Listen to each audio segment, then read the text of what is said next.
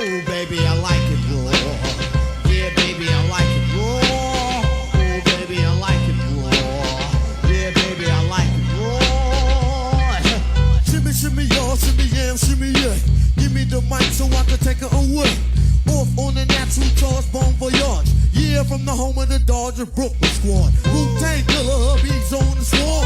Rain on your college ass disco dorm. For you to even touch my skill, you gotta go to one killer bee, and he ain't gonna kill now. Chop that down, pass it all around. Lyrics get hard, quick cement to the ground. For any MC in any 52 states, I get psycho. Killer Norman Bates, my producer slam. My flow is like bam, jump on stage and then I did that. Ooh, baby, I like it raw. Yeah, baby, I like it raw. Ooh, baby, I like it raw. Yeah, baby, I like it raw. Baby, I like it raw. Yeah, baby, I like it raw. Especially our sisters, because if that was some white girls that R. Kelly had, you cannot tell me he wouldn't be in jail right now. He would have been the sex slave. I'm keeping it real. You cannot tell me.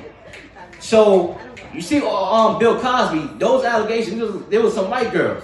His behind is in jail. So R. Kelly, because his sisters, they don't care. They really don't care at all.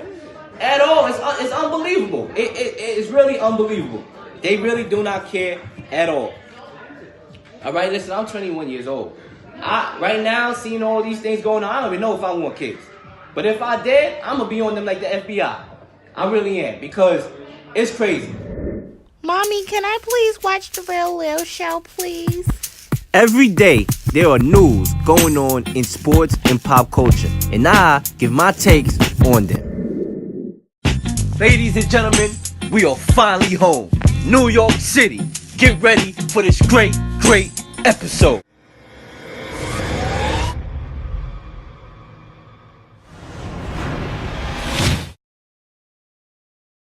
And live from the S.Street Media headquarters brings you a brand new episode of the Real Leel Show, where I, as usual, give my unique takes on the latest news in sports going on around the world in pop culture. So subscribe to my channel at Real Leel Sports. Once again, at Real Leel Sports.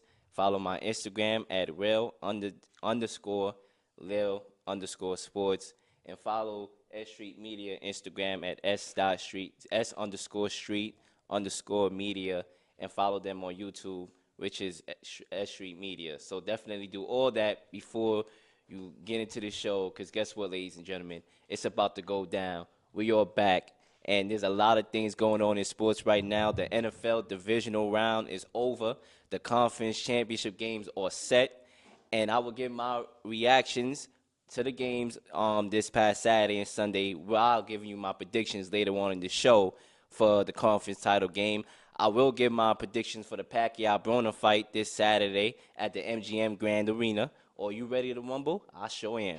I'm going to give you my unique takes on the other topics I'm going to talk about also. So, ladies and gentlemen, for those of y'all basketball fans, don't worry. Soon as football season is over, I'm going to get in depth with the basketball. Trust me, I will do just that. But right now, without further ado, it's time for my opening statement.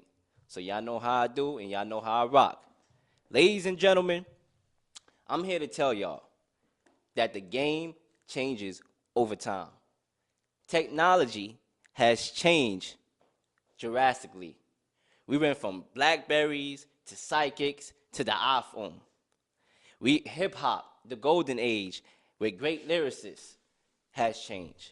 We went from Big L, LL Cool G Rap, KRS-One, Biggie Smalls, Nas, Big Daddy Kane, to mumble rappers like Lil Yachty, Lil Uzi Vert, Young Thug, 21 Savage, etc. Back in the early 2000s, ladies and gentlemen, you could have sat right on your porch with your neighbors at night, past midnight, and ball at the park with your friends at that time. Now, by 10 o'clock, do you know where your children are? So, ladies and gentlemen, things has changed over time. And guess what? Sports has changed also. All right? Before, the norm in sports was that defense win championships. We all heard that saying before, if we are sports fans, that offense can win you games, but defense will win you championships. But as we look at it in this present day and age, right now, the top 4 highest scoring offensive teams are the last man standing in the playoffs. The top 4. Number 1, the Chiefs, who average 35 points a game. Number 2, you have the Rams, who average 32.9 points a game. Then the Saints at 31 points a game. And then the New England Patriots at 27 points a game. All right? The teams with the best defenses in the NFL, like the Bears with Khalil Mack and the Ravens' suffocating defense, they're no longer in the playoffs. And the Chargers also, who has a good defense along with their complementary offense. They no longer in the playoffs, ladies and gentlemen. All right? I believe that the shift in this game, and the reason why we're looking at this like this now is because the game has changed. The rules has changed. You can't even touch a player now on the offensive side. You're going to get flagged. Can't even breathe in his face. You're going to get flagged. So at the end of the day, because quarterbacks are being protected more and, you know, penalties now, the touchdown rule has changed. Now you're going to have a scenario in which top 4 of the offenses in the league is going to be left in the playoffs. So I'm just saying, the game changes. The weather changes. Everything changes. Whether it's for the good, the greater good, I don't know. That's up for you to decide, ladies and gentlemen. So without further ado, it's time to get into the heart of this show with my NFL reactions for this past weekend, the divisional round, which is known as the best weekend in sports, the best weekend in football, rather. So the first game I'm going to start off with is the New Orleans Saints, who came back from a 14-point deficit to beat the Philadelphia Eagles 20-14. Now, when I first saw the game and I seen Nick Foles and, you know, how he led a beautiful drive and they went up 14-0, I was like, okay, we may have an upset lingering in the air right now, all right? The Saints is down 14-0, and guess what? They need a daggone hero. And I'm like, who could this hero be for the Saints? Because I know Drew Brees is not going to go out like that. I know Drew Brees, listen, Drew Brees is right up there with the Bradys and the Rodgers. Drew Brees is not going to sit that easily, all right? So I know when the game was 14-0, I said, you know, who's going to be the hero? It got to be somebody, because the Saints is not going to lose like that in the Superdome. So what ended up happening was they got gutsy. Sean Payton, you know, gutsy decision to go for a fake punt and backed up in their own backyard. Not a lot of coaches would do that, but I wasn't surprised because we see a lot of coaches in the league who is really aggressive, and we seen that in full force this year. So he went with the gutsy play. He got the first down, and it was pivotal in the game. But my 2 players of the game in this game, all right, is from New Orleans. It's Michael Thomas and Marshawn Lattimore. Michael Thomas, ladies and gentlemen, he's a beast. He's a beast. He really is. I mean, let's look at his stats here in this game, ladies and gentlemen. 12 receptions, 171 yards, 1 touchdown. I mean, my God, what else do you want this brother to do? I mean, what else do you want this brother to do? Look at that, 171 yards in the playoffs. You know the playoffs. We all know about the playoffs, man. Guys that normally eat in the regular season, I mean, they nervous. They heart is out their chest in the playoffs. This guy put up 171 yards, catching everything in sight. Honestly, you could have threw a blindfold on. He still would have had that number. I mean, that's how crazy he was eating. Marshawn Lattimore needs to get some love in this too, because he had the key interception on that deep ball that Mick Foles threw, in which he caught that ball and was an excellent athletic interception right there. That changed the momentum because the Saints were down 14-0 at that point. So with that interception right there, it gave the Saints life. And that was all they needed, all right? That was all they needed to get back in this game. He obviously had the game-ending interception, in which we all know Alshon Jeffrey, a guy that's known as Mr. Reliable. The ball went right through his hands. The Eagles was driving to win the game. They were down 20-14. We all know about Nick Foles' magic. We all know about that. His magic ain't tragic, y'all. He normally, you know, when he has the ball last, he do something with it, all right? It's just something about Nick Foles and the aura about this cat that he's calm as a cucumber when it comes down to the fourth quarter and making that play. And I said to myself, because the Saints had an opportunity at 20-14 to kick a field goal to extend the lead and make it harder for the Eagles to score twice. But when they missed that field goal, I was there in my room sitting and talking to myself like, damn, the Saints might not catch a break this year again. Because we all know about the miracle in Minnesota in which that heartbreaking loss. We already know about that. So I saw when he missed the field goal, this cat missed the field goal, I was saying to myself, those are my words. And then Eagles had the ball, McFoles was driving, and it looked like the Eagles was going to steal one on the road in the Superdome. But fundamental football plays, ladies and gentlemen, fundamental football plays, all right? The easiest plays when it comes to the playoffs, it seems like it's the hardest plays. The catch of football that you normally catch 10 times out of 10. All right, the percentage is high for you to catch that daggone football. Now, I know this brother was playing with some cracked ribs, but guess what? You on the Real Leel show now. There's no excuses over here, ladies and gentlemen. I don't care if this brother was playing with no arm. If you wasn't healthy, you shouldn't have been on that daggone football field. I don't want to hear nothing about no cracked ribs. I don't want to hear nothing about no missing finger. I don't want to hear it at all. You was on the football field. You had a chance to make the play, and the ball went right through your hands, and Marshawn Lattimore, it was just like God just sent in the football. There you go, brother. Make something with it. You're the hero now. And guess what? He caught the interception. And guess what? The Saints is over there marching in. That's exactly what they're doing. Marching in. Marching into the daggone NFC Championship game. So, Marshawn Lattimore, interception. And I'm pretty sure, I'm surprised, actually, that the Eagles, you know about that fan base. They call it the city of brotherly love, even though they show everything but love. All right? They fan base is crazy. All right? Listen, if you wore a Cowboys jersey to that stadium, you probably get thrown out the daggone stadium. I mean, I don't know what's brotherly love about that. But I'm surprised the Eagles did not take that loss to heart. I'm surprised they're not over there protesting right now. I'm surprised. They literally took it, like, okay, all right. All right, Alshon Jeffrey, drop the boys. It's okay, my brother. It's okay. I'm surprised at that. Maybe because they fresh off a Super Bowl, why they like, okay. But I bet you $100. Matter of fact, let's go 200. We at an auction right now. Let's go 300. No. Let's go 400, 500. I bet you $500 right now that if the Eagles did not win that Super Bowl last year and that drop happened, oh yeah, this brother, he would have had to daggone get his phone. So he probably had to change his phone number or go overseas because they would have been looking for this brother.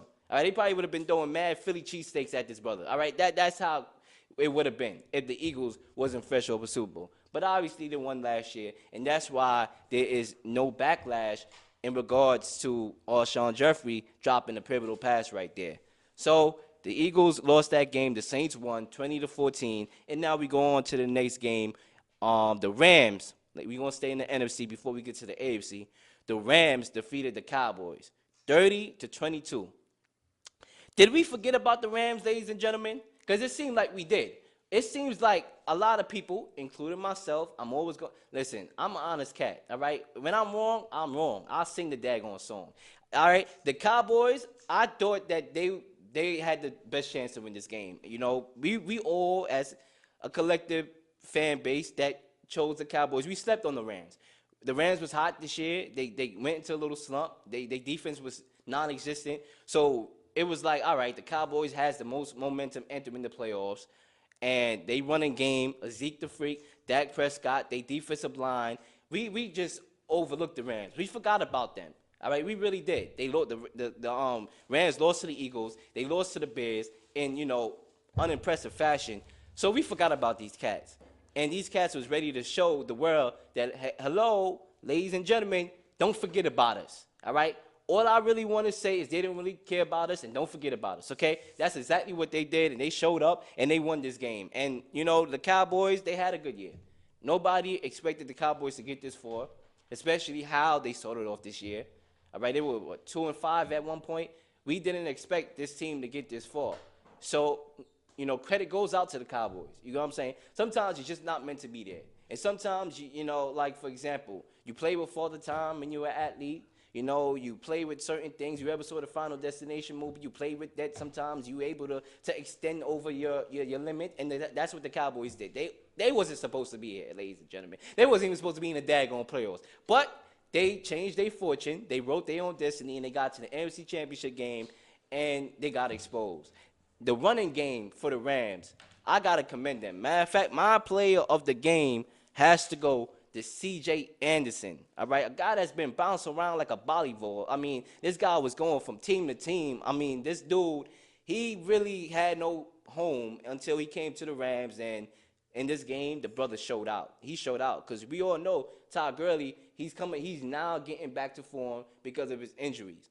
So C.J. Anderson, they gave a lot of the ball, they gave him the ball a lot to do something with it, and he did something with it. All right, 23 carries for 123 yards, and 2 touchdowns. I mean, he did all the dirty work. All right, he was in the kitchen, ladies and gentlemen. He was cooking it up. He was chefing it up. All right, if he was a construction worker, he was in the landmine. He was doing what he was doing, okay? Carrying the ball 23 times for 123 yards and 2 touchdowns. Let's not forget about Todd Gurley. He did his thing too. He was getting his touches. He got 16 carries, also with 115 yards and one touchdown. The Cowboys' defensive line cannot stop a nosebleed in that entire game, ladies and gentlemen. All right? That was the strength of this team, the defensive line of the Cowboys. That was their strength, along with the running game. You all know about Ezekiel Elliott. But the strength of this team was the defensive line. And they didn't show up. And it exposed the Cowboys because now the pressure is on Dak Prescott. Is Dak Prescott the guy that Cowboys fans, in quotations, think is the next coming of Troy Aikman? Because that's in their world. I'm not saying that. I mean, they do have a few similarities, but I'm not going to say that. I'm not going to sit here and lie on the Real Leel Show when literally the title is the Real Leel Show. I'm not going to sit here and lie to y'all, ladies and gentlemen. That's not what I do. My days of lying is over, ladies and gentlemen. I'm as honest as they come. I don't need to lie for nobody. I don't need to lie for a goddamn thing, all right? So, listen, they exposed Dak Prescott. He started off the game good, all right? And I was like, okay, he's getting settled down, but when it came to the second half, this brother didn't show up. Ezekiel Elliott, I mean, credit goes to the Rams' defensive line, who has been struggling this year. Their defense in general has been struggling. Credit goes out to them. They held Ezekiel Elliott to 47 yards rushing. 47 yards for one of the best backs in the league. You hold him to 47 yards. That's how you beat the daggone Cowboys, ladies and gentlemen. That's how you beat the how about them losers. All right? That's how you beat them, ladies and gentlemen. Right there. Holding Zeke to 47 yards, because guess what? Dak Prescott, he's a system guy. All right? When Ezekiel Elliott is running the ball and he's getting him looks, play action, get the ball out in space, that's when Dak Prescott can eat you. But guess what? When you hold Ezekiel Elliott to 47 yards, that's exactly how you beat the Cowboys. And that's how the Rams did it. And they won this game 30-22 and are heading into the NFC Championship to play the New Orleans Saints. And I will give my predictions to end, towards the end of the show with that. Now moving on to the AFC side of things. We're going to go to the Patriots. The Patriots, ladies and gentlemen. Yes, the New England Patriots. All right, they steamrolled the Chargers 41-28 as Rivers cannot seem to beat Tom Brady. It's unfortunate for Rivers. I actually like Rivers. I think the guy, he's competitive as they come.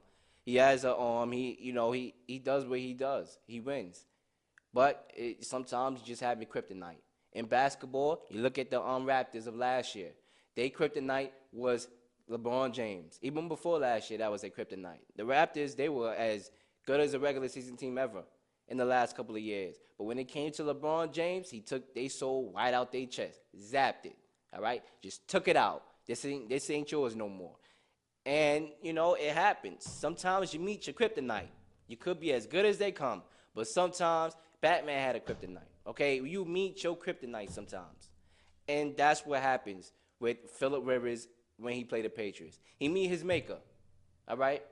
And credit goes to the Patriots here because the Patriots, listen, ladies and gentlemen, let me bring something to you, right? Let me get this glass of water, right? Hold up. Let me say this to you. What do you sports fans, sports aficionados, what do older folks need? All right? What do they need besides attention? What do they need? Rest, ladies and gentlemen. That's what older folks need. They need rest. All right? The talk was that the Patriots look old. Edelman wasn't the same Edelman. He looked shot. He was dropping balls. Gronkowski looked like a vegetable. The whole Patriots offense looked like snails and turtles. All right? They look old. They wasn't going to do nothing. That's what the norm was. But rest. That's what older folks need is rest. They got to rest their body. And with that bye that the Patriots had, they came out and they looked fresh and well rested because they had the bye. Then they had to play the extra game. So they looked well rested and they looked ready to go. All right, that bye was able to give them a fresher look. All right, fresher than the sneakers for my guy that clean sneakers, a sneaker guy. He was on the show. Nobody put us on. So contact him 917-515-67635. Shout out to him. He cleans sneakers real good, and the Patriots look fresh like that. Fresh like the sneakers that this guy be having, looking fresh right there. All right, shout out to him. But listen, Brady looked fresh, 34 of 44, 343 yards, 1 touchdown. Edelman looked fresh also, 9 receptions, 151 yards. James Wright, 15 receptions, 97 yards. James Wright, this guy's not even a running back, literally. He is a running back. That's his position. But he's really not a running back. He's a wide receiver, basically. They gave him the ball 15 times as a wide receiver. This guy, let's not forget, this guy was what? If Tom Brady didn't have a spectacular game in the Super Bowl a couple years ago, he would have been the daggone MVP. So James White, he's fresh. He has fresh legs. Philip Dorsett caught a couple balls. He looked good, 47 yards. Even though that's not spotless numbers, it's still spotless for him because he struggles in the offense. Ladies and gentlemen, the Patriots look fresh. They look scary. Their defense showed up. Their defense really, really showed up at all. The Chargers were supposed to be this balanced team in the league. They were supposed to be this team that, defensively is a juggernaut, offensively is a juggernaut, and they couldn't get the job done, ladies and gentlemen. Phillip Rivers remains winless against Tom Brady. The Patriots' defense looked really good. Brian Flores, shout out to him. Listen, I'm all for black men coming from nowhere to going somewhere. I'm all for it. Shout out to this brother Brian Flores right here, man. Brian Flores, shout out to you. From the Brooklyn Projects, all right? Listen, shout out to you, man. You doing your thing. You about to have a head coaching job when this season concludes for the Patriots. You're going to be the head coach of the Miami Dolphins. Shout out to this brother. Real talk. Listen, I'm happy when my guys make it. I'm happy. All right, when the black brothers make it, I hold up the fist. Black power, ladies and gentlemen. Shout out to this brother right here, Brian Flores. He had this defense ready to prepare to work. All right, he had them ready. They looked hungry. They looked fresh. They was doing what they needed to do. Something that I ain't see in a minute. But they came up, they showed up, and they have all the momentum on their side as of right now. Tom Brady and Bill Belichick continues to show why they are the GOATs in their positions. Listen, I know some people that sit here and lie in front of my daggone face. Lie in front of my beautiful face. I know people that sit here and tell me that Tom Brady is not better than Peyton Manning, is not better than Rodgers, is not better than a couple other quarterbacks. I know. I have people that tell me that and lie in front of my face, right? And to those people who think that Tom Brady is not the GOAT, you come over here and see me with facts, all right? I want you to list me 5 facts on why Tom Brady is not the GOAT to ever play this game. You could come up with Joe Montana, and you have a debatable argument, but you're going to lose. Why? Because I can come up with so many statistics. Ladies and gentlemen, statistically, mathematically, logically, whatever you want to say, Tom Brady is the GOAT, literally. The most playoff wins. He had more playoffs appearances than freaking quarterbacks have starts. Listen, it's just crazy what Tom Brady has been able to do. But I got to give a lot of credit to Bill Belichick. That sometimes I get overlooked. You know, we have to share the love between these two guys, Bill Belichick and Tom Brady. We can't just say, well, Tom Brady wouldn't be here if it wasn't for Bill Belichick, or, you know, vice versa, because obviously those are the two tandems and it worked. That's why the hell they a dynasty still up to this day from 2001. All right, it's not one person, it's two. It takes two to tango. We all know about that. Listen, if it wasn't, I mean, let's look at the stats here. Bill Belichick got fired as a coach before Tom Brady came along. And Tom Brady was on the bench eating hot dogs before Bill Belichick pulled Drew Bledsoe out and put Tom Brady in. He was eating hot dogs. So when you look at it, Tom Brady and Bill Belichick, they just work good together. And they're going to be the best combo in NFL history. I don't think, I'm not going to go in sports history, but it's arguable. You still have Jordan and Phil Jackson. You have a lot of tandems right there. But Tom Brady and Bill Belichick, what they're able to do, still to do up to this day, this is the worst team that the Patriots have had in a long time. Has had in a long time, ladies and gentlemen. It's the worst team they had. And they still one game away from an appearance in the Super Bowl. As far as I'm concerned, they don't need to win this. They don't even need to win. Their legacy is already done. It's already completed. It's in the Lamb's Book of Life, ladies and gentlemen. It's written on the wall, all right? Ain't nothing going to bring it off it. That's just what I got to say about the Patriots and Bill Belichick and Tom Brady. Now moving on to my last game that I got to recap, the Colts and the Kansas City Chiefs. Ladies and gentlemen, the Colts failed to show up. I'm going to just give it to you cut and dry. Andrew Luck looked shot, literally. He wasn't doing nothing with the daggone ball. And I picked the Colts. If you saw the last episode, the special that we had at the 5 spot, I made a bold prediction. I thought that Andrew Luck was going to get it done. He showed me a lot in that Texans game. He looked like a professional. And I said to myself, he going to get this job done. But, hey, I'm not the one playing in the daggone football game. I'm watching it and talking about it on Wednesdays. So, at the end of the day, I have no control over a lack of performance and somebody showing up. This guy did not show up. He looked like he was a rookie. Pat Mahomes looked like he was a veteran. It can't happen like that. So, the Colts lost this game. But credit goes out to them. They're another team. Remember what I said early in the show? The Cowboys wasn't supposed to be here, but they ended up being there. The Colts wasn't supposed to be there either. They started off the season 1-5. They made it. They did what they had to do. They went on the road against the Texans. They won that game. Now they had a logistic shot of getting to the AFC Championship game when we thought they was going to be on vacation. When we thought that, I mean, they're on vacation now, but we thought the vacation was going to come a little earlier. We thought that they was going to be picking high in the draft. But they did what they had to do, but they just didn't show up in the game. And the playoffs is a different animal. The Chiefs is a tough place to play, and they just wasn't ready. They just wasn't ready. The defense showed up for the Chiefs. Credit goes out to them. Their defense has struggled throughout the whole year. We all know about the high-flying offense. I don't even need to get into that right now. Their defense is what has been holding them back. Because the games that they lost against the Patriots, giving up 43, against the Rams, giving up 54, against the Seattle Seahawks, giving up 35, it has been, or 31 rather, something like that. It has been, terrible, disgusting to watch their defense. And if you're a defensive guy, you like defense, you don't like watching the Chiefs. You don't at all, because they're going to disappoint you every time, except for that game on Saturday in which they completely shut down Andrew Luck, and they showed up, and they did their thing, and they won this game. All right, and they won this game. So, ladies and gentlemen, all I got to say is buckle up. I mean, I told you already. Buckle up.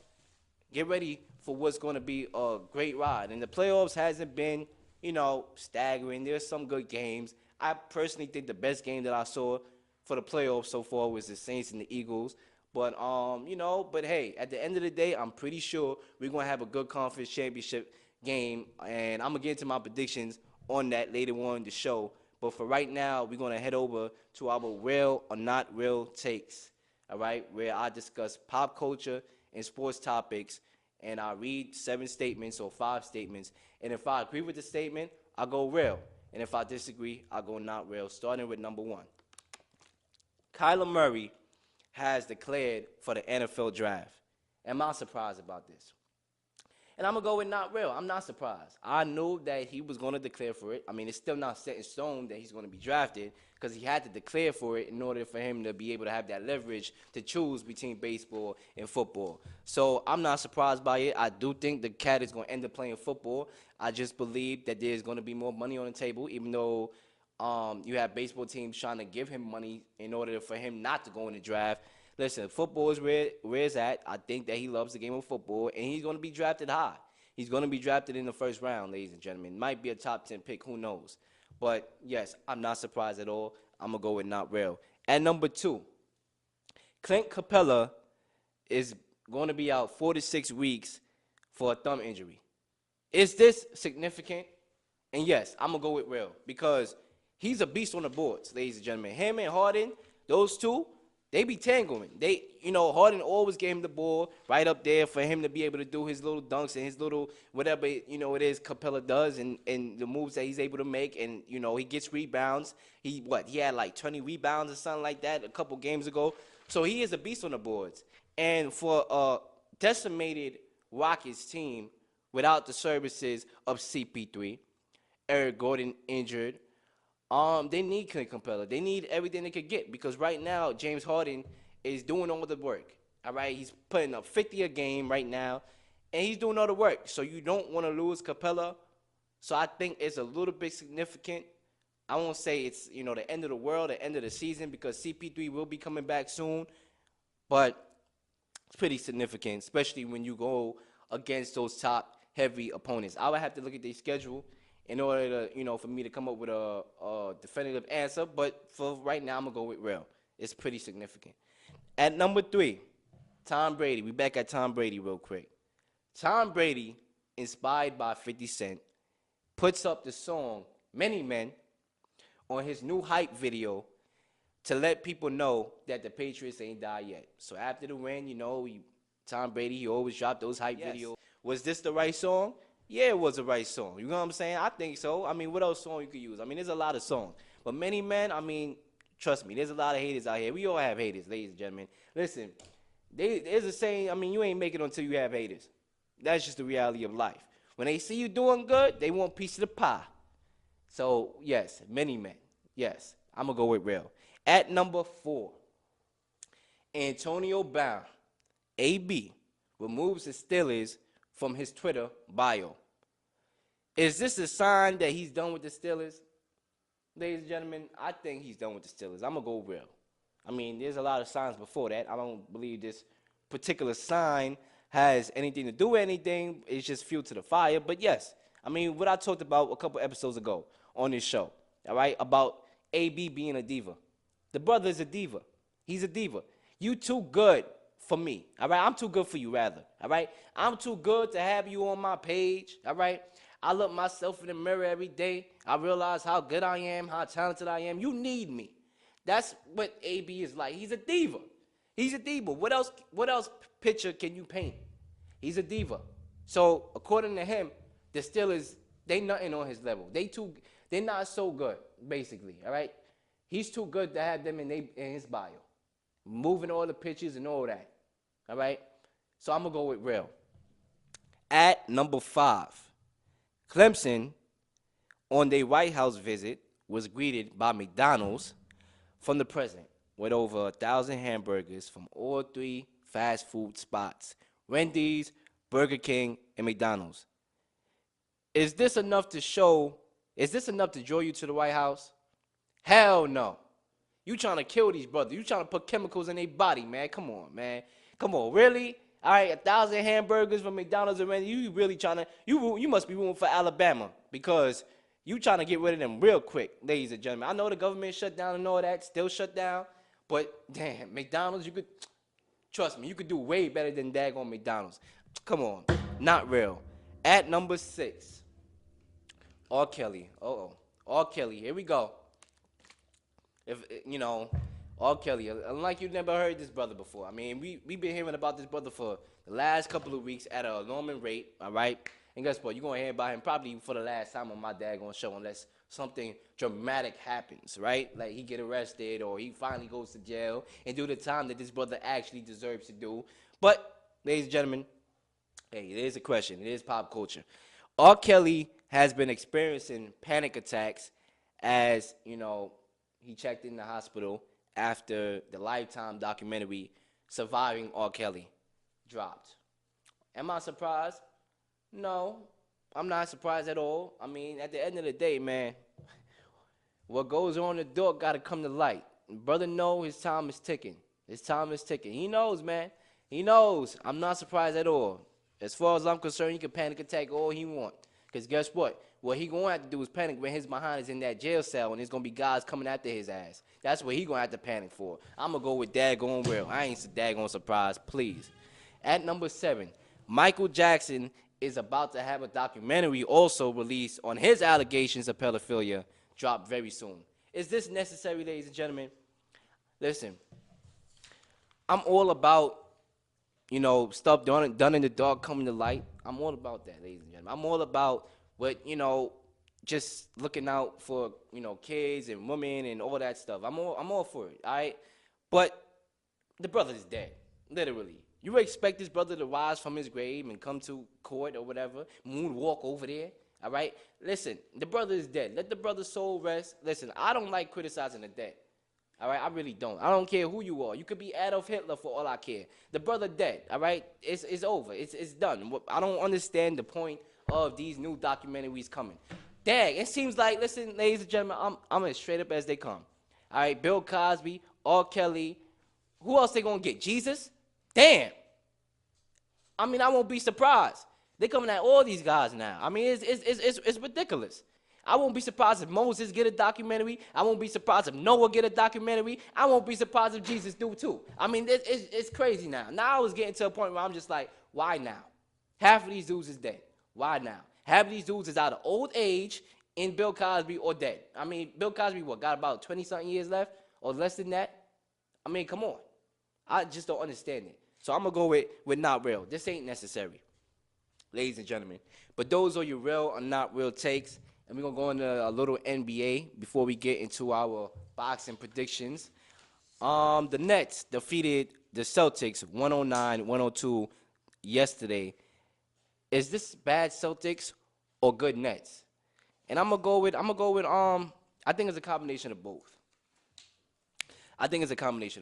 Because the Celtics, obviously, sometimes when you have high expectations put on you, you can't live up to it. It's something called pressure. It happens. It's natural. We dealing with humans, not robots. It's pressure. They was picked from the end of the season. All right, once the clock hit 0, and that was it. There was no more basketball. They was picked to go to the finals. So there's so much expectations, placed on this team, and they seem like they can't live up with it. All right, they got so much talent, and it feels like they gotta get it together. They might have to make some trades. Because there's too much talent on the roster. You dealing with egos, you're dealing with personalities, you see Jaylen Brown and Marcus Smart over there on the bench looking like they're ready to fight. I mean, they got to get it together. It's too much talent. I knew this was going to be the problem. A lot of people will say, well, this is a good problem to have. You have talented roster. You have guys that are on the bench that can start. That's a good problem to have, wouldn't it? Instead of having no talent. But at the end of the day, if you can't get it together, how good does it do for you if you cannot get it together? They still got time. The All-Star game is on its way. So, after the All-Star weekend is over, that's when the real season begins. That's the norm, right? So they're going to have to get it together. But I do believe that this game was a combination of bad Celtics. They were down over double digits in this game. And the Nets are a pretty good team. Let's actually address that. I'm not going to go too deep in the Celtics. The Nets are a pretty good team this year. If you look at them, they're not that bad. They're close to 500 right now. All right? And D'Angelo Russell, this cat right here, D'Angelo Russell, had himself a game in that game. This brother had himself a season. I do believe that this guy's a talented cat. And the Lakers, I'm going to throw something at y'all, sports fans, right? I like to store up the controversy. You get what I'm saying? That's what I like to do. So let me give you this. I want to know y'all opinion, and I'm going to drop a poll after the show. Who do y'all think is really better, right? I know y'all probably like, oh, it's no question. But you look at the Lakers. Before Lonzo Ball came over there, we all know D'Angelo Russell was over there. But offensively, is there a legitimate argument that D'Angelo Russell is possibly better than Lonzo Ball? Ladies and gentlemen, I think there's an argument. I know y'all probably like, oh, what are you? Look at Lonzo Ball. I mean, he's a talented guy. And I do believe when it's all said and done, he's probably going to be better than D'Angelo Russell. But as of right now, I'm a stats guy. I'm not all about the hype. All right, I'm not face valued. All right, I don't go over face value. I go with the stats. The stats is what matters, ladies and gentlemen. And based on these stats that I see, I gotta go with D'Angelo Russell. I think this guy's doing more better than Lonzo Ball. That's just my personal opinion. But hey, we can agree to disagree. We sports fans, we disagree a lot. We have our team, we have our fan bases, da. So we could disagree, but that's my personal opinion. But nevertheless, D'Angelo Russell had himself a game, posting up 34 points, and the Nets are a really decent team. Karis LeVert, mind you, he's hurt, and he will be back before the season's end. So watch out for the Nets. I'm not saying they're gonna go to the finals, but watch out. They could definitely compete against some of the middle teams in the East. Kyrie, before the game, he was calling out his teammates as the Celtics were struggling. I don't like that. I don't like you calling out your teammates, even though he didn't really come up with names. We all know that he was basically doing that. You know, as a veteran, you have to know what a veteran is supposed to do, and that's not supposed to call out his teammates. It's supposed to bring them to the side and let them know, listen, you suck. All right, you got to get it together. That's what he got to do. But you know, during a moment in the game, the fans at the Barclays Center, shout out to the Barclays Center, shout out to Brooklyn, born and raised, the fans was chanting, Kyrie's leaving, Kyrie's out. Do I believe Kyrie's out? I don't know. I just don't know. I don't know what goes in the mind that's not my mind. But I would say this. I think Kyrie, a lot of people like why Kyrie should go. I mean, you know, the Celtics, they have a team that can last for the next 5 to 10 seasons, or 5 to 7 seasons rather. Young talented players, a good head coach, one of the best head coaches in the league. Why Kyrie should be out of there? When you think about it, the Celtics are struggling. They have too much talent. Obviously, it's going to be a load that this team is going to have to share amongst each other. All right, some guys are going to have to step back and let the other guy have a good night. But didn't Kyrie leave LeBron James because he wanted his own spotlight, ladies and gentlemen? Didn't he do that? Wasn't it LeBron James and Kyrie are guaranteed to get to the finals, but Kyrie left because he wanted his own spotlight? You got Jason Tatum, Jaylen Brown, Marcus Smart, Gordon Hayward, who's coming back to form. All these cats on that team who's struggling to get minutes. Isn't that why Kyrie left? So far as I'm concerned, I mean, free agency, you got the Knicks, the Nets. Why not come over to the Knicks or the Nets, Kyrie, and let that team be your team? Because I'm going to be real with you. A lot of people is throwing the Knicks out there in free agency in 2019. But I will argue that the Nets might actually be a better free agency destination in 2019. Because right now, the Nets have a chance of making the playoffs. They might, if they, string a couple wins together. They could probably win, make the playoffs. And right now, what the Knicks is doing, they ain't doing nothing. It's not a guarantee that Porzingis is gonna come back to form. You got a nice group of young players over there in the Nets. And as far as I'm concerned, Brooklyn, put your lighters up, baby, because they might snag a free agent or two over there in 2019. I mean, why not? Why wouldn't you want to go to Brooklyn? The market is there, is good. The only thing you got to worry about is that traffic on Atlantic Avenue. But other than that, the Nets might be a better looking free agency spot than the Knicks, ladies and gentlemen. But moving on to boxing here, Manny Pacquiao will face Adrian the Problem Broner this Saturday at the MGM Grand Arena, Saturday night in Las Vegas, ladies and gentlemen. So I'm going to give you my predictions for that fight. And before I do, I just want to bring up a couple points. Pacquiao and Broner. Listen, this fight could go either way. I believe this is up in the air, 50-50 fight, because I do believe that both of these guys is talented. All right? Starting with Broner, this guy, the potential is there for this brother. It's really there. I mean, people was calling him the next Mayweather. He obviously didn't, live up to the expectation to the fullest, but the talent is there. He's very good against southpaws. He knows what he has to do. It's just that sometimes he'll get in the ring, and the brother will look out of shape. He would look out of shape. He looked like he needed to go run some miles on the treadmill before he came to the daggone boxing arena.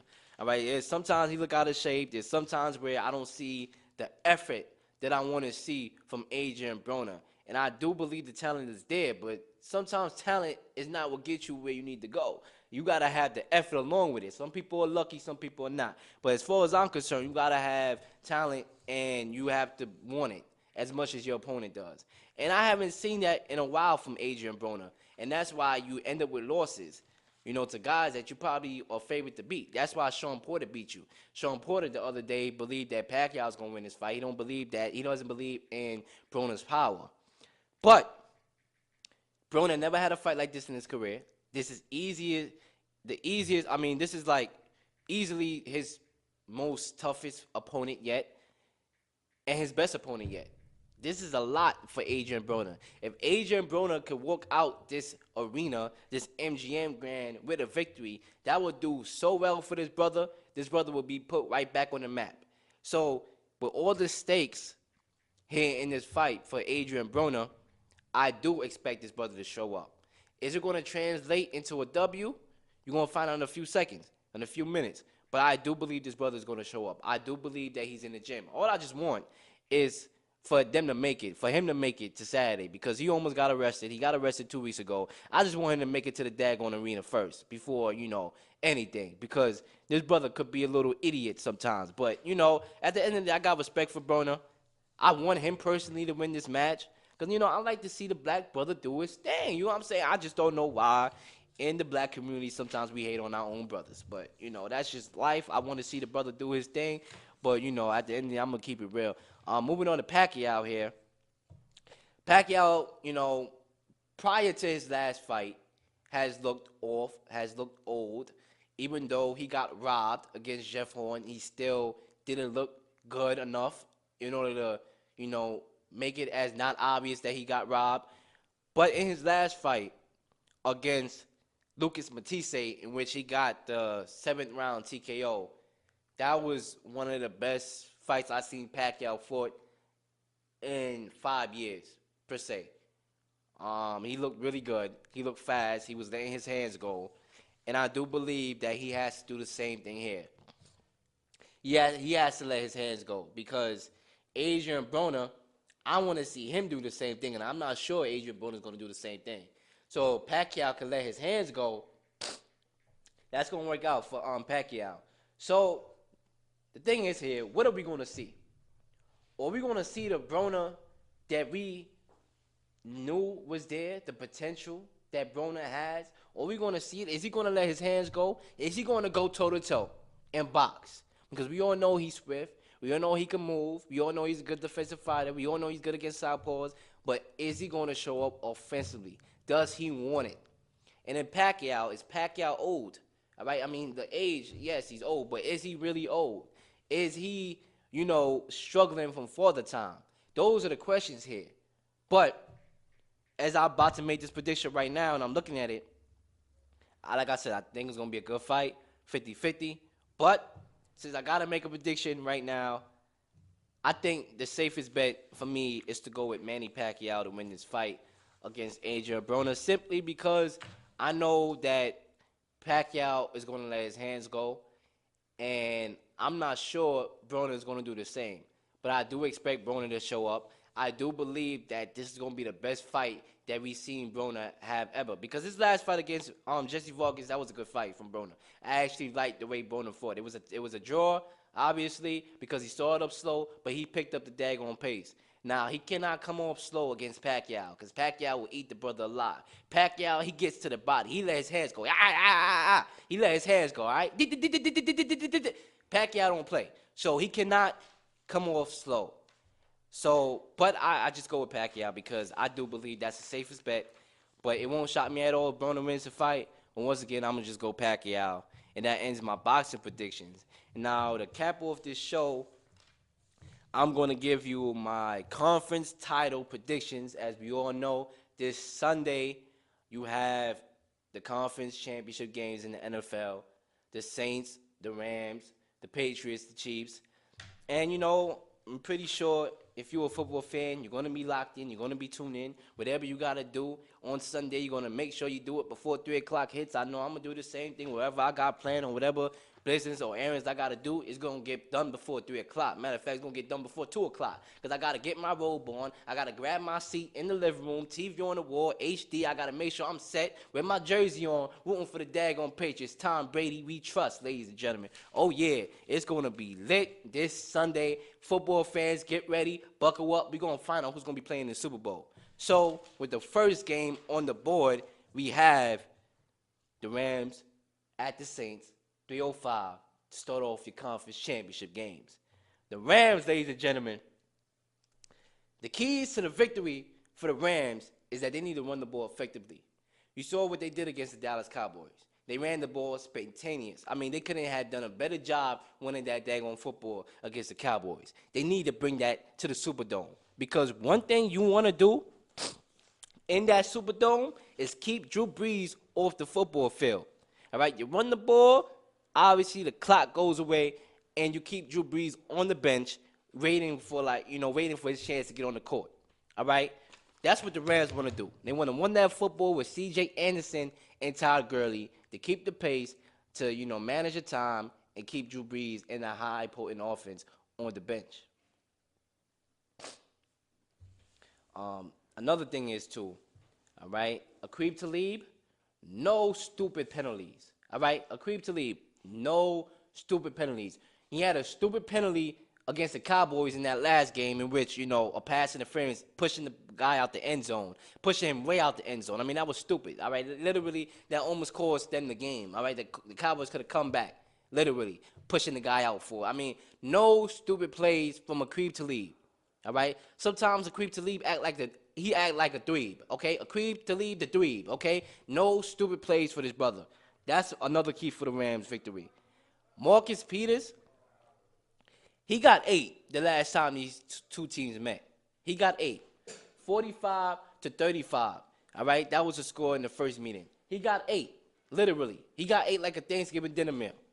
So he gotta show up. You saw him talking all that yin yang yo, with talking about Sean Payton was talking smack, and I'm gonna see him next time and this and that and da da da. He better show up. The brother better show up. Marcus Peters, especially if you're talking all that smack. All right?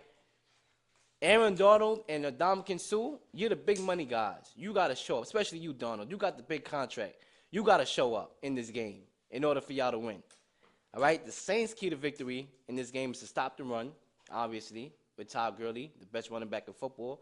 Got to stop that running game. You don't allow big plays in the secondary. The Rams had a couple big plays the last time they met. You want to limit that. All right, the defense of the Saints has been up and down this year. They show up the year terrible. All right, the Browns nearly beat them. The Tampa Bay Buccaneers, who's been on vacation, decimated them. And then they had their moments where they made plays and they was good. So they can't be up and down in this game. They have to come out and play well and make the necessary passes. Tackle in space, Marshawn Lattimore, you're their best option. Eli Apple, yes, he improved since he left the Giants, but guess what? He ain't no daggone Giant. He will get 8. So they got to do what they got to do. So the Chiefs, well, before I get into the Chiefs, I'm going to give you my predictions with the Rams and the Saints. Listen, this is a 50-50 game. On my other radio show with Mike, we made our predictions to start the year on our first episode. And pretty much, I had a guess. It was all 3 of us. Outside of my stupid behind that picked the Atlanta Falcons to go to the daggone Super Bowl, they didn't even make the daggone playoffs. It got me looking bad. The 2 other guys, Mike and Jake, who was my co-host, picked the Saints and the Rams to represent the Super Bowl. The Saints and the Rams are playing in this daggone football game. So we pretty much knew. I had a caller that called up the show, a townie, and another cat who's probably, I don't know what it was, but he said the Rams was going to win 4 straight Super Bowl. I don't see that, but you got a right to your opinion. But, ladies and gentlemen, it's a 50-50 game. The Rams and the Saints played each other this year. It was 45-35. The Rams did look better in the second half. Like I said, I got to make a prediction right now, but I'm going to go with the Saints. Listen, my playoff predictions has been terrible this year. All right, there was one year where I actually predicted the whole playoffs into the Super Bowl, and I actually was like 9-0. But so far, I'm not having that good luck right now. I think I'm like 2-4 or something like that. Or something to that degree, so I have to go with the best bet. Probably if my record wasn't that bad, I would have went the Rams to win this game. You got Brandon Cooks that can stretch the football field. You know, you got talent. You got Reynolds. You got a lot of cats. The Saints is one-dimensional with the wide receivers. They only got Thomas. Ted Ginn Jr. is not a legitimate, wide receiver. He couldn't even catch the ball in Carolina. But he is fast, and it works in the Drew Brees offense. So technically, the Rams do got a better team. But I'm just going to take the Saints in that Superdome, in that building, to win this game 35-31 in a close game. And the second game, to close out the show, the Patriots and the Chiefs, ladies and gentlemen. I mean, the best team in the NFL, obviously, is the Chiefs this year. But the dynasty, the best dynasty in probably sports, is the Patriots. And they're going to be playing each other in the second game. And this is another 50-50 game. This is another game in which these two teams played each other just like the Saints and Rams did. And it was 43-40. And the Patriots was home. Now, when I first initially, knew this game was going to be a lock and this was going to be the game, I said to myself, I don't know about the Patriots. I just don't know. I mean, that college-like atmosphere in Kansas City, that crowd, Pat Mahomes, that offense, Tyreek Hill, the half-man, the half-cheater, Travis Kelce, I mean, Andy Reid, I was like, I don't know. But then news from the weatherman came, right? The weatherman literally came to my door, knocked and rang my doorbell while I was sitting, chilling. The weatherman came, rang my doorbell, and said, you know what, Jaleel? There's going to be an Arctic blast in this game. Temperatures is going to be under 10 degrees. So when the weatherman told me that, I said, okay, weatherman, peace out. I went upstairs, and I said, you know what? This actually favors the Patriots. Why? Because we all know that Tom Brady is good in bad weather. He is the best quarterback when it comes to snowy weathers, when it comes to freezing cold temperatures. Why? Because he played at Michigan in college, and he played in Foxborough, two cold environments. Pat Mahomes, Texas Tech, Texas, nah. All they got is bear over there. They don't got no bad weather like that. So I'm saying to myself, Arctic blast, it's gonna be cold. Yes, the Chiefs have home field advantage, but people gonna be so busy having their hands in their pocket, they really ain't gonna be able to clap it up. So I'm like, the Patriots and their experience, they have a chance to win this game. They really do. And I do believe that they're gonna have the best chance in the world. The Chiefs are a good team. Like I said, they played each other 43-40. I pretty much expected that this was gonna be the rematch with a chance to go to the Super Bowl. The Patriots' key to victory is to not get behind by a lot. You're going up against a Chiefs offense that is spectacular, that is potent, that is powerful, that will have you down 21-0 before you even blink. Before a fan even get into the seat, it's 21-0. It's about time to beat traffic. That's how crazy this Chiefs offense is. All right? So they don't want to get behind. All right? This is a fast offense in one of the hardest places, if not the hardest place to play in the NFL. We all know the Patriots a couple years ago in a Monday Night Football game went over there to the Chiefs and got stomped, all right, to the point where they questioned Bill Belichick's and Tom Brady's credibility, all right? That's how bad it was. So, ladies and gentlemen, they got to show up. They cannot get behind. The Patriots have to run the football with James White and Sony Michel. Sony Michel, I know you're a rookie, but don't play like a rookie. You need to run the football. All right, you need to run the football. The Chiefs' key to victory is to get pressure on Tom Brady. Jam the wide receivers on the line. Julian Edelman cannot create separation. He's a good wide receiver and all that, but he's not good with creating separation like that. If you jam him up the line, you're going to be able to stop him. Gronkowski is moving like a total vegetable right now. All you got to do is jam him up at the line because he can't even seem to get separation. You jam him up the line, that's your key to victory. Jam these wide receivers on the line because they're not big physical wide receivers. These are guys that are flat guys that you get the ball to in space. If you jam them up, the Chiefs will have an excellent chance of winning this game. All right? Create pressure on Tom Brady. Tom Brady doesn't like to be pressured. All right? He want to sit in the pocket, find his wide receiver. Think about Giselle, his wife, who he's going to come home to at night. All right, that's what he likes to do. If you pressure Tom Brady, you're going to be good, the Patriots, all right, because he doesn't like to get hit. He's an old guy. He doesn't want to get hit. You don't want to throw him off. You want to throw him off his game. So those are my key to victories for both teams. But when it's all said and done, final score, predictions on the Real Leel Show. Ladies and gentlemen, like I said, I was going to go with the Chiefs to win this game at first. I was going to do something that would have pained me to do on this show because I'm a Patriot fan. I've been a Patriot fan since 2007, Tom Brady and Randy Moss, and I never left that team because when I started watching sports, I started watching football rather, it was Tom Brady who I saw, and that's who I stuck with. it was going to pay me to come up on this show and pick the Chiefs to win this game. So thank God that the weatherman came and rang my daggone doorbell and told me that there was going to be an Arctic blast. Because now I'm going with the Patriots, ladies and gentlemen. 27-24, and it's going to be Tom Brady versus Drew Brees, an epic Super Bowl showdown with two of the GOATs playing each other for the daggone Lombardi Trophy. All right, ladies and gentlemen. So that concludes the show, the Real Leel Show, today's episode. Definitely subscribe to my YouTube channel at Real Leel Sports. Once again, at Real Leel Sports. One more time, at Real Leel Sports. Follow my Instagram at Real_Leel_Sports. S.Street Media, S_Street_Media. Definitely follow them on YouTube. Subscribe. And ladies and gentlemen, be down for the ride. I'm out. One love. Championship 6 for 6. You know, the scoring. I mean, everything. I mean, LeBron James is the best in this era. But if you pass gas in this era, it's a foul. All right. When Jordan and the rest of those cats was playing, all right, they was getting knocked out the air. They was getting hand checked. All right. This guy could just fly through the air now, and you can't even touch the guy. You know what I'm saying? That's the era we live in. I'm not knocking that.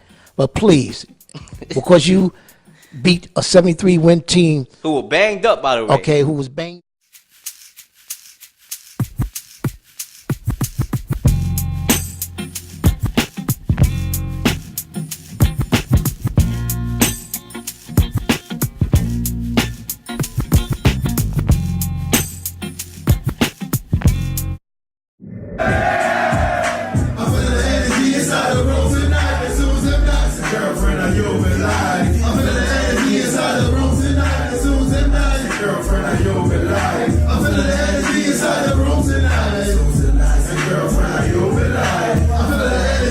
One more time, let's better speak to you. You ready? 2,